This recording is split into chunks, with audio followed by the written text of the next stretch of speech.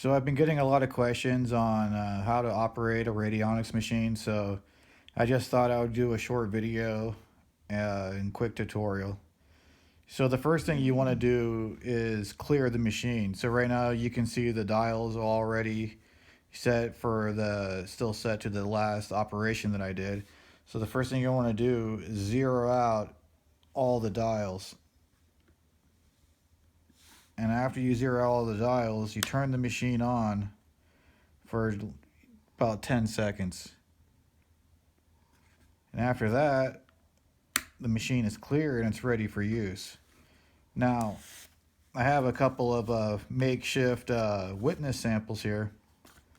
And so the first thing you want to do is put your intent. And you can just write it out on a piece of paper, or you can use images and pictures to symbolize your intent. I just wrote money on this because everyone wants money. That's 80% of people that purchase radionics machines. That's one of the main things that they're focusing on. All right. And let's just say this is a picture of me. Don't I look nice?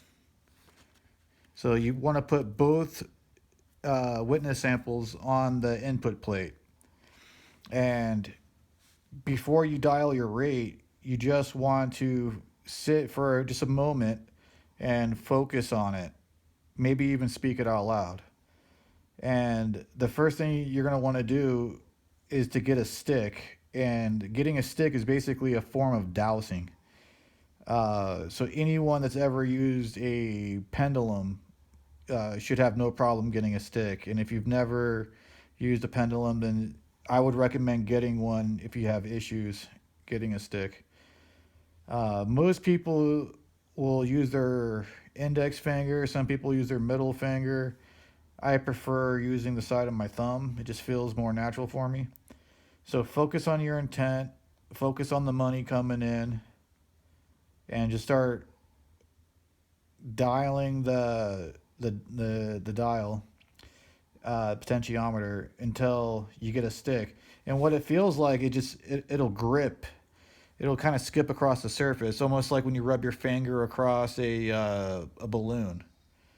And then you just move on to the next one. There we go. There we go. Okay. And then you take the witness sample that represents you or whatever your target is. It could be someone else. But for over to the output plate, the stick plate's also the output plate, and turn it on. And just set it and forget it. And you pretty much don't even want to turn it off until after your intent begins to manifest.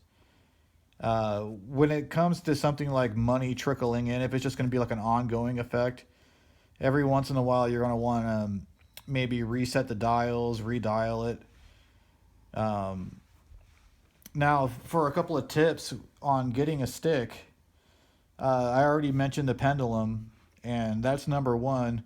But I found that the thing that really helped me get it to where I don't even use the stick plate, and the boxes that I make for myself, most of them don't even have a stick plate. It's just two copper plates, and it is muscle testing.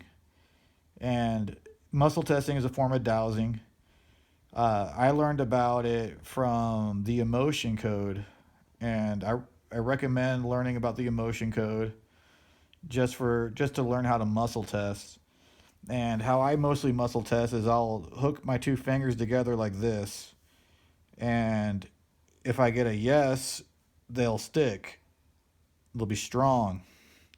And if it's like a no, it'll disconnect. That's the main way that I like to do it. And even if you're just standing up, if you just say yes, you'll notice that you'll sway forward a little bit, and when you say no, you'll sway backwards a little bit.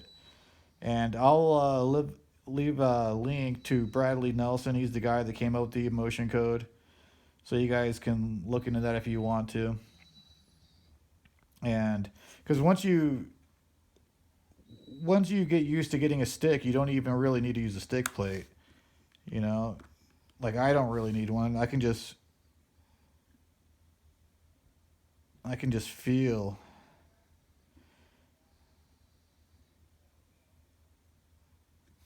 when they use it. So I think that's it for now on this video, and I'll do a video in the future on how to do more involved in how to do muscle testing and how to do the emotion code. I'll probably do a full video on that, just because it just helps. You get so much better at dowsing in general, learning the emotion code. But that's it for now.